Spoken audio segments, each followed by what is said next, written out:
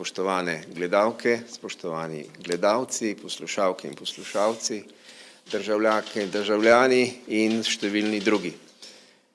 Plenarna seja Državnega zbora se danes ni začela, zato imamo danes tudi tiskovno konferenco.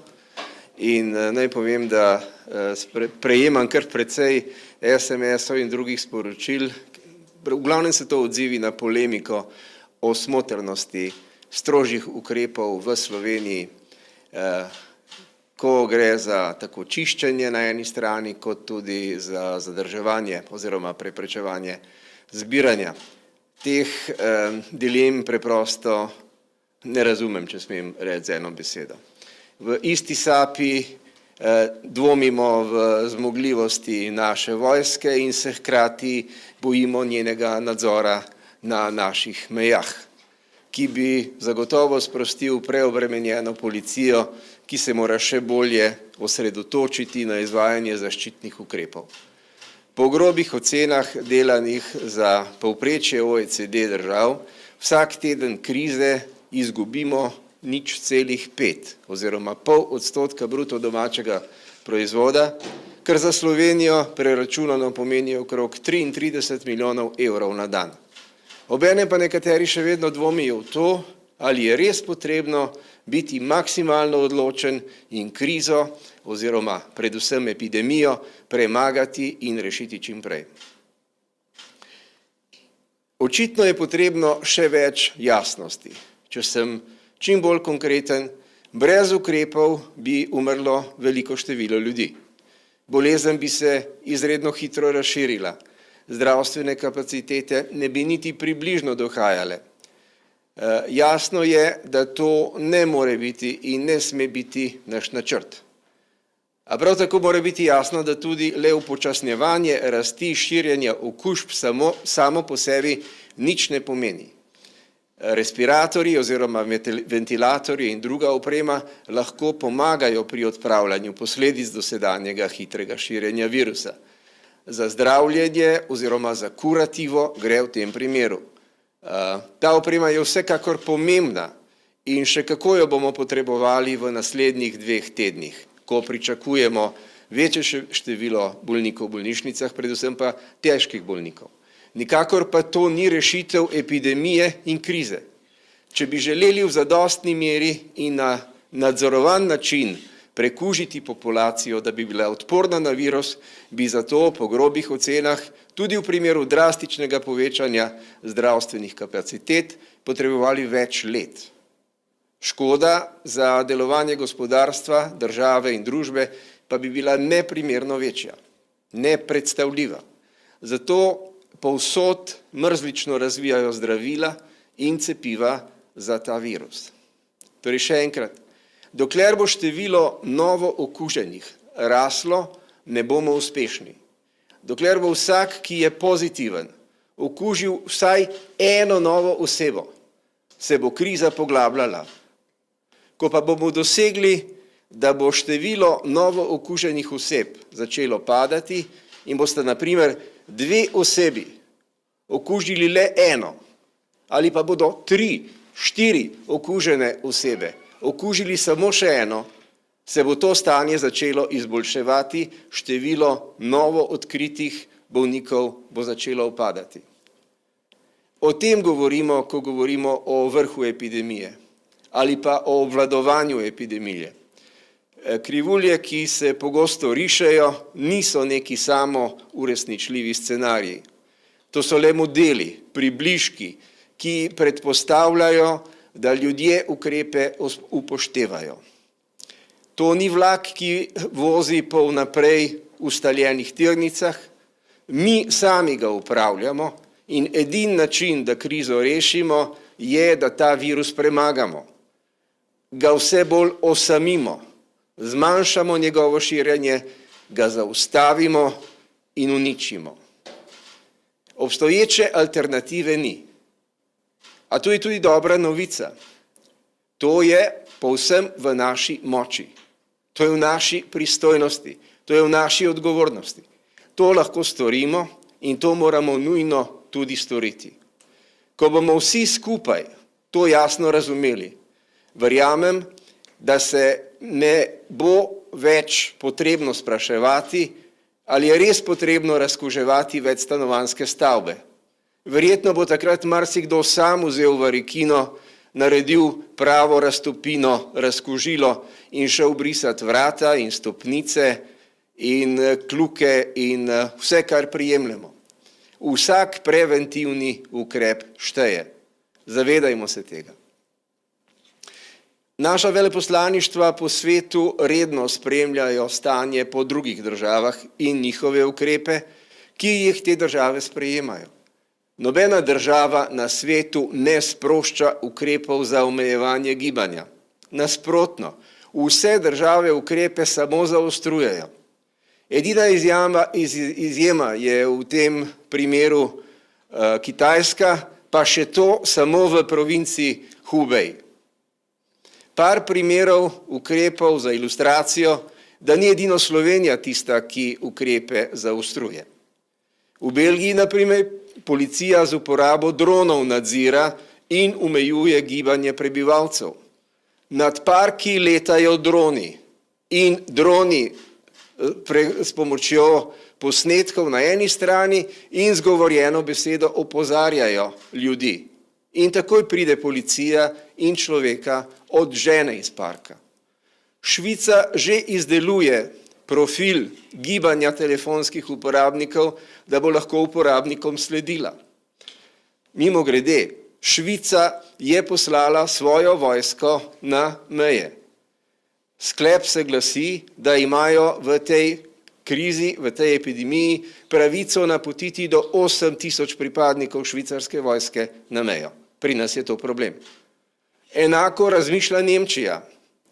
Evropska komisija je včeraj sporočila, da razmišlja, da bi s pomočjo sledenja mobilnih telefonov sledila razvoju epidemije po Evropi. Številne evropske države imajo razglašeno izredno stanje. Večina držav ima uvedene enake ukrepe gibanja kot Slovenija, številne države s pomočjo vojske nadzirajo svoje meje.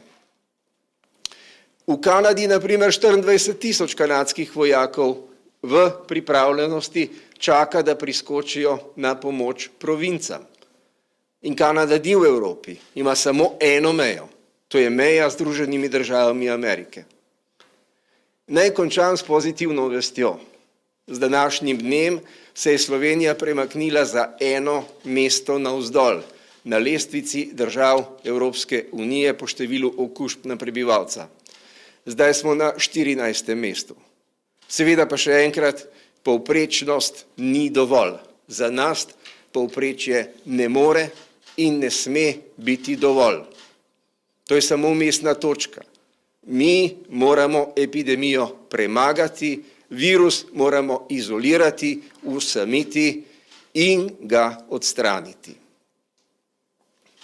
Zdaj pa mi dovolite, da predam besedo državni sekretarki na Ministrstvu za delo, družino, socialne zadeve in enake možnosti, gospe Mateji Ribič, ki bo spregovorila o stanju v domovih za starejše.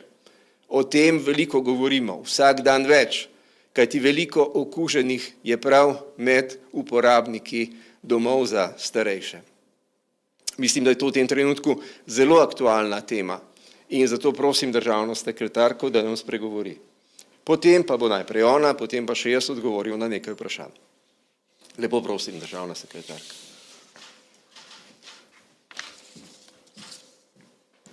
Pozdravljeni.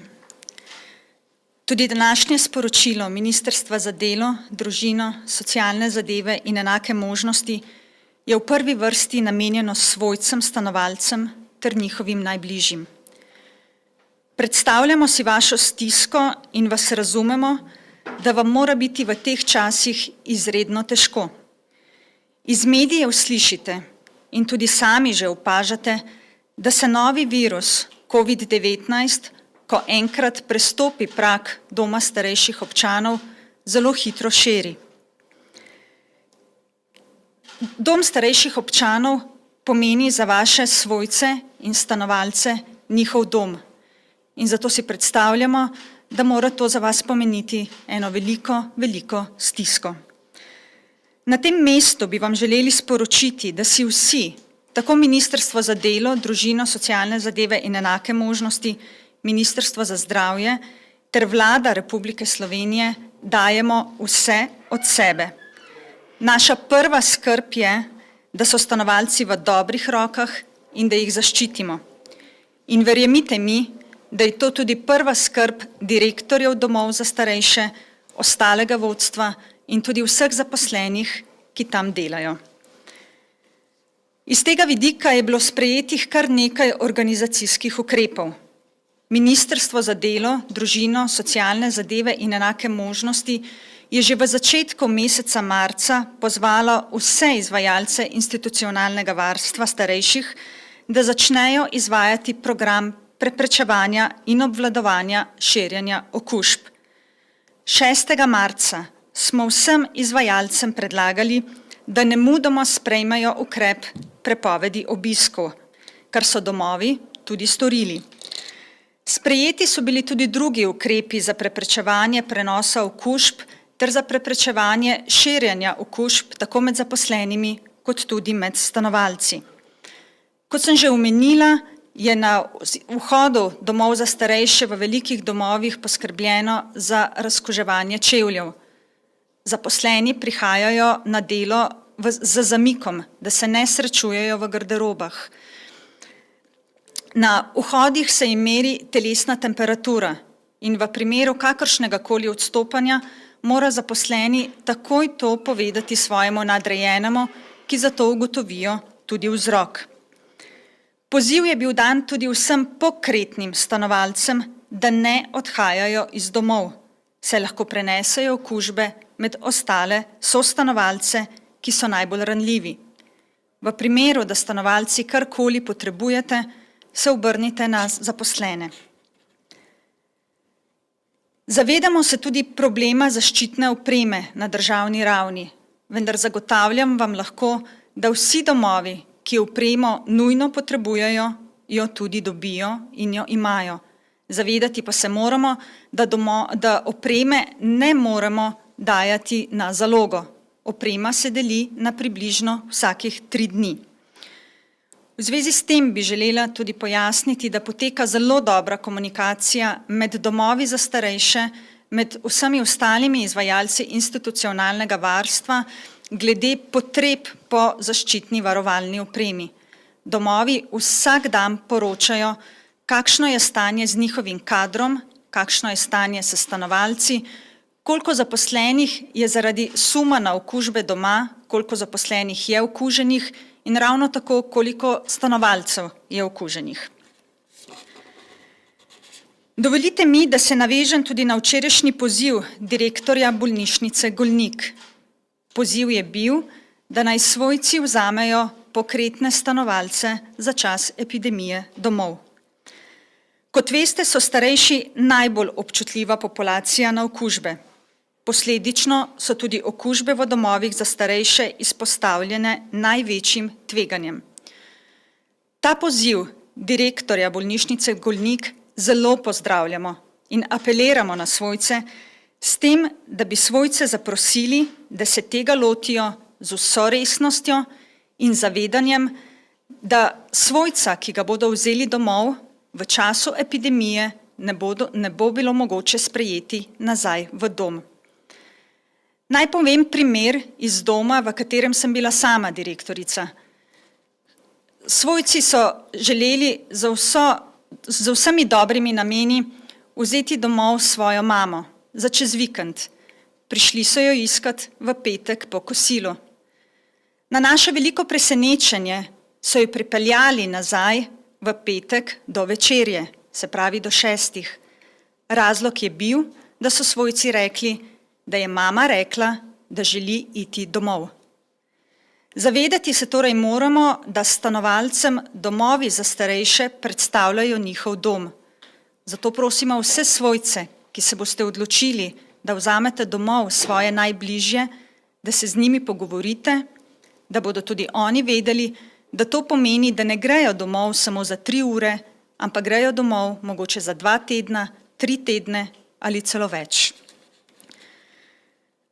Za konec bi želela še dodati, da so izredni časi.